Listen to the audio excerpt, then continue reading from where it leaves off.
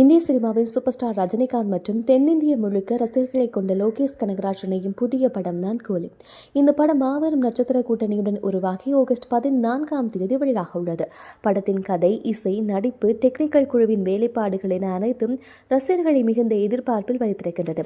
Master, Vikram போன்ற super hit படங்களை இயக்கிய லோகேஷ் கனகராஜ் தற்போது கூலியை இயக்கியுள்ளார்.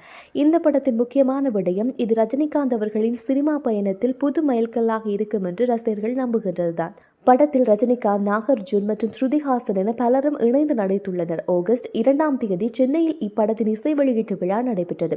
கூலி படம் பேன் இந்தியா திரைப்படமாக உருவாகி வருவதால் தெலுங்கில் ப்ரமோஷன் நிகழ்ச்சி நேற்று ஹைதராபாத்தில் நடைபெற்றது. இந்த நிகழ்ச்சியில் ரஜினிகாந்த் தவிர மற்ற நடிகர்கள், நடிகைகள் என படக்குழுவினர் கலந்து கொண்டனர். இந்த நிகழ்ச்சியின் போது நாகார்ஜுன் கூலி படத்தின் கடைசி நாள் ஷூட்டிங்கில் ரஜினி சார் மிகுந்த எளிமையுடனும் அந்த படத்தில் பணியாற்றிய சுமார் 350 தொழிலாளர்களை அழைத்து அவர்கள் கைகளில் பணம் கொடுத்து, உங்கள் குழந்தைகளுக்காக ஏதாவது வாங்கி கொடுங்கள் என்று, உங்கள் வீட்டிற்கு ஒரு சந்தோஷத்தை கொண்டு போங்கள் என்று சொன்னார். நான் இதை பார்த்ததும் மனசுல நெருடலாக இருந்தது என்று கூறியிருக்கின்றார்.